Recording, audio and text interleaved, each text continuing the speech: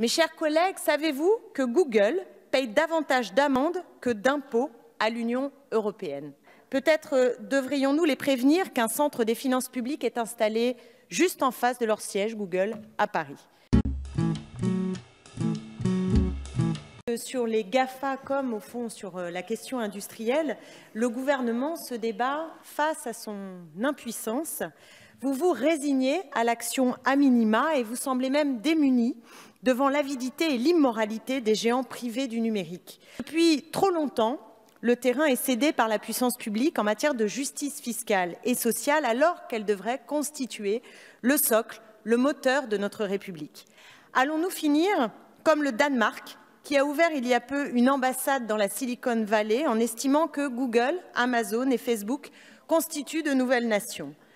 Allons-nous prendre ce chemin vers une société où la souveraineté des peuples s'efface derrière les intérêts financiers, où la liberté s'efface derrière le libéralisme effréné de certains groupes qui construisent leur puissance, sur le pillage de nos données? Et comble du mépris, nous payons les sarcasmes du lobby des GAFA. Non content de nous informer que le coût de la taxe sera répercuté non pas sur ceux qui engrangent les profits, mais sur les utilisateurs et sur les PME, l'Association de l'industrie numérique et informatique écrit sans phare, je cite, « Personne ne sait vraiment comment Bercy va faire pour contrôler les rentrées fiscales associées à cette taxe ».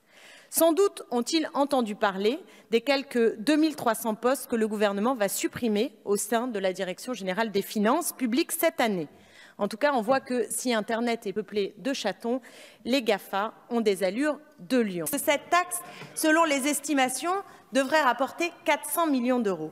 400 millions d'euros, c'est une plaisanterie au regard des 5 milliards de l'ISF ou de la publicité qu'engrangent les GAFA. Et mes chers collègues, pour conclure, vous voterez en conscience, mais je veux juste vous rappeler que ces grands groupes ne sont forts que parce que vous nous rendez faibles.